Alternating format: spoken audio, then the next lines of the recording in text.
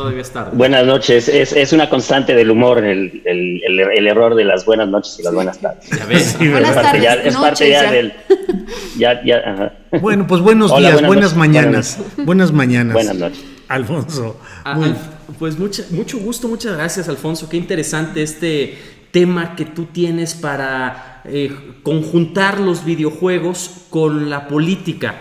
En este sentido, ¿qué tan difícil ha sido pues conjuntar estos dos y tratar de posicionarlo en el mercado, venderlo, comercializarlo?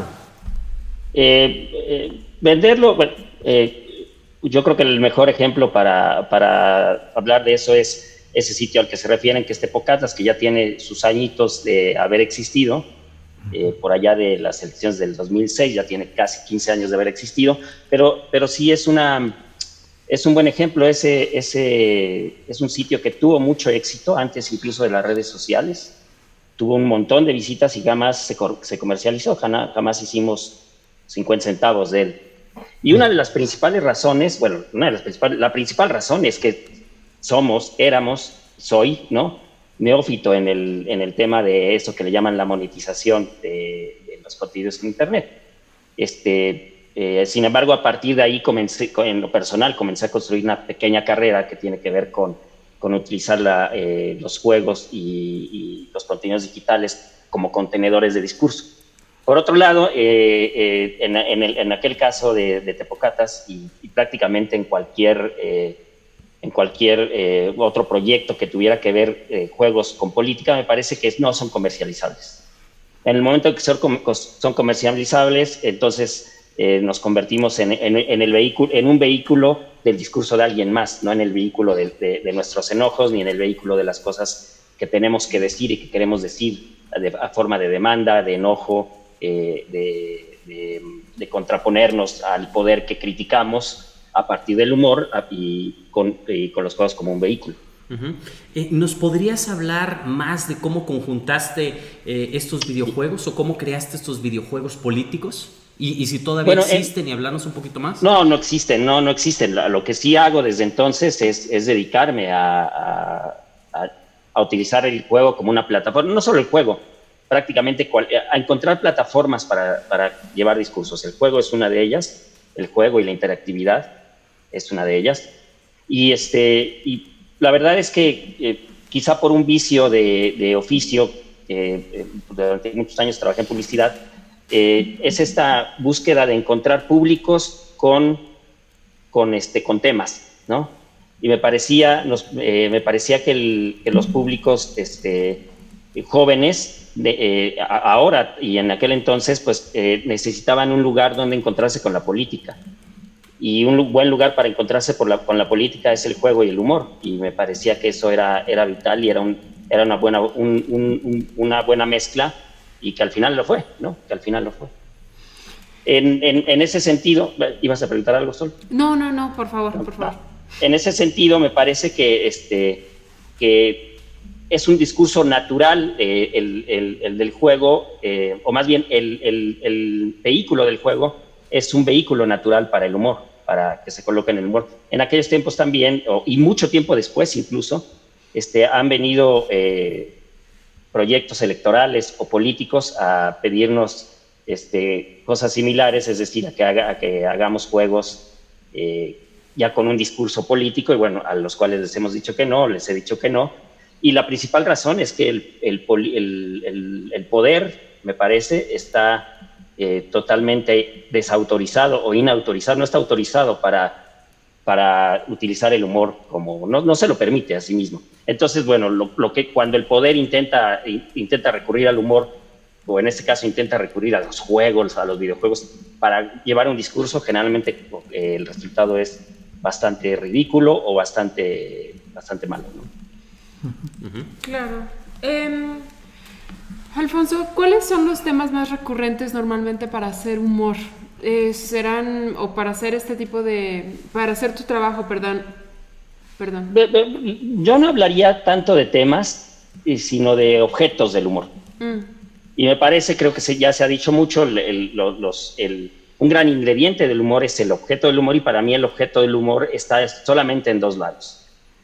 Sí, hay humor que sí usa como objeto, como objetivo otras, pero el objeto del humor al que aspiro, al menos al que aspiro a hacer y ver, está ya lo han dicho mucho, está arriba, está en ese lugar arriba de nosotros, en esa escala de privilegios, y también hay que acordarnos mucho, también está en donde yo estoy, está frente al espejo. Y cuando digo frente al espejo, no digo nada más que se trata de reírme de mí mismo, sino de lo que yo represento. Como clase mediero puedo reírme de la clase media, como hombre puedo reírme de los machismos que son del otro, pero que también son míos, ¿no? Y creo que ese es un ingrediente súper importante del humor, saber que esos son los dos grandes objetos del humor. Por eso me parece que el poder, como hace rato lo decía, o incluso lo voy a decir así, la derecha, ¿no? La derecha en el poder, los empresarios, no pueden permitirse, bueno, buscan el humor, buscan hacer humor, pero desde el privilegio no lo pueden hacer porque hacia arriba no hay de quién reírse. No hay muchas botas que les están pisando el cuello como para poder enarbolar esa revancha que es el humor. Y frente a ellos, bueno, tienen un espejo, pero no son capaces de mirarse. Por eso, cuando la doctora Dresser intenta hacer chistes, pues no le salen, ¿no? Me parece, sí, es como muy evidente, ¿no? Y tiene que ver porque no hay sustancia en ese sentido. Y otro ingrediente del humor que me parece súper importante es que tanto en juegos como en guiones, como en caricatura, en todos lados, me parece que es el ingrediente, no sabría cómo llamarlo, pero ese ingrediente que hace que el humor provoque o revele ante el espectador, ante el público, una verdad. Uh-huh. No con eso digo una epifanía, ¿no? Una verdad religiosa y grande, solamente digo una pequeña verdad, ¿no? Se me ocurre, voy a delatar un poco mi edad, pero en los años 90 me gustaba mucho ver y me sigue gustando ver un programa que se llama Seinfeld, un programa estadounidense que se llama Seinfeld, y me gustaba porque a cada rato revelaba una verdad que frente a mí también había un espejo, porque yo me veía, claro, aquellos eran grandes maniáticos y grandes gente caricaturizada, pero, uh-huh. Pero yo me veía y a cada rato revelaban una verdad. Creo que el gesto, el gran último gesto del humor es cuando alguien se ríe y dice algo parecido a, sí es cierto, mira, ese es cierto, no había visto eso que está diciendo y soy capaz de verlo, ¿no? Claro. Ahora puedo verlo. Alfonso, ¿por qué no hay programas de humor político en la radio y en la televisión mexicana? Porque la radio no lo permite y la televisión no lo permite. Me parece que creo que el mejor ejemplo es que quizá los mejores o los únicos proyectos de humor político han salido siempre de las televisiones del Estado. Uh-huh. Y la principal razón es porque la televisión privada no necesita y no se permite generar un humor político que por definición se ríe de esos estratos de esa pirámide de privilegios que está arriba. Uh-huh. ¿A qué Salinas Pliego le interesa que se rían de él? Uh-huh. No veo cómo, ¿no? Claro. Hablas de la televisión pública y de este tipo de programas. Mencionaste a Denise Dresser, que cuando no logra entrar en sintonía con el humor, ¿en qué se convierte? En Madame Didi, que fue un personaje muy conocido y reconocido en programas de televisión pública. ¿Qué sucede cuando se caricaturiza a un personaje y, por ejemplo, en este caso, lo de Madame Didi? Bueno, ¿qué sucede con el personaje? Que el personaje generalmente reacciona, se enoja, ¿no? Uh-huh. Nunca se había visto en un espejo. El espejo, evidentemente, el espejo del humor es un espejo distorsionado, pero ni siquiera se había visto en ese espejo. Es decir, es un espejo que la exagera. Uh-huh. Y evidentemente no están acostumbrados a esa crítica, están acostumbrados a entender el humor como la crítica a alguien más, como el desprecio a alguien más, uh-huh. Alguien más que está abajo de ellos. Uh-huh. Cuando eso sucede, me parece que le rompes el esquema, pero sobre todo me parece que Eso no le pasa, por ejemplo, a los políticos que están acostumbrados a ser víctimas del humor. Claro. Le pasa un poco a esa autollamada sociedad civil, ¿no? Uh-huh. Que me parece que liberal, ¿no?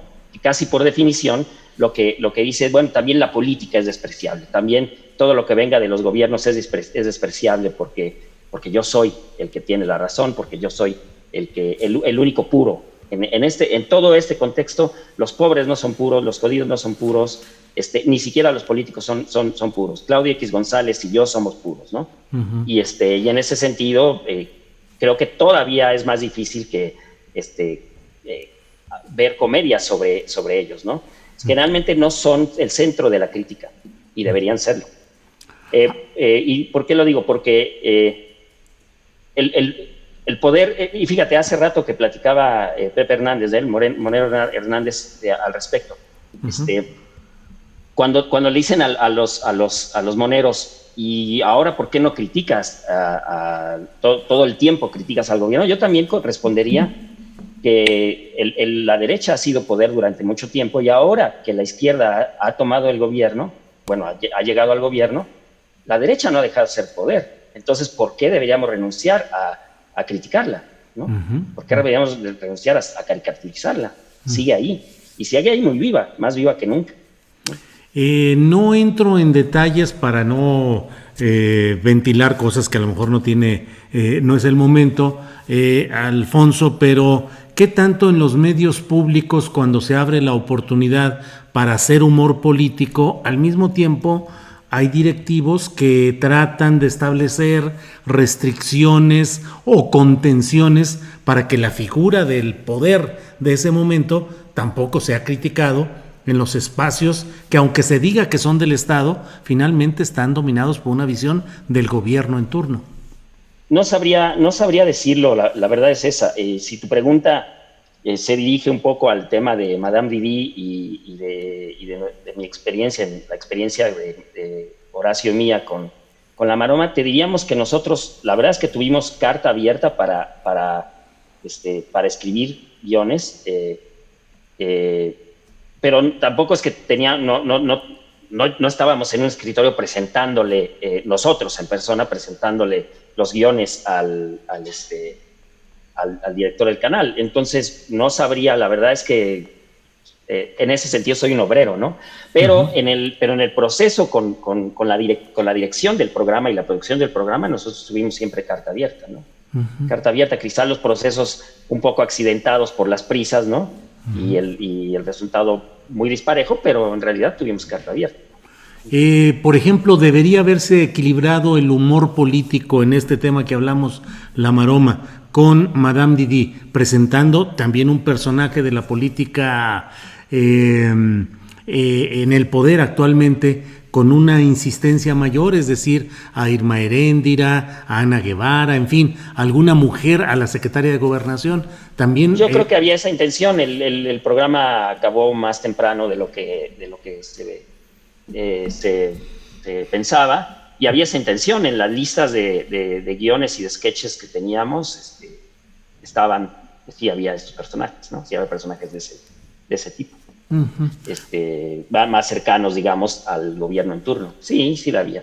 Uh-huh. Sin embargo, también me parece que si no la hubiera habido, yo en lo personal no le hubiera visto ningún problema, ¿no? Uh-huh. Porque la televisión del Estado, ya sé que tiene este componente de ser televisión del Estado, pero también otro, y de cuidar esas formas, pero también si la televisión y los medios privados están todo el tiempo criticando de un lado a otro, ¿quién va a hacer humor de este lado al otro, ¿no? Tiene que haber también un equilibrio, y yo creo que un poco nuestra búsqueda ha sido generar un equilibrio, ¿no? Claro. Pues Alfonso Ochoa, muchas gracias por esta oportunidad de asomarnos a este aspecto que es la creación de contenidos, los guiones, los libretos, la creatividad para darle vida a lo que luego los actores o lo que se presenta en las pantallas, en los foros. Así es que pues muchas gracias, Alfonso, por esta oportunidad. No, bueno, gracias a ustedes. Bien, gracias y buenas noches. Hasta luego, buenas noches. Hasta luego, gracias. Hasta luego. Bien.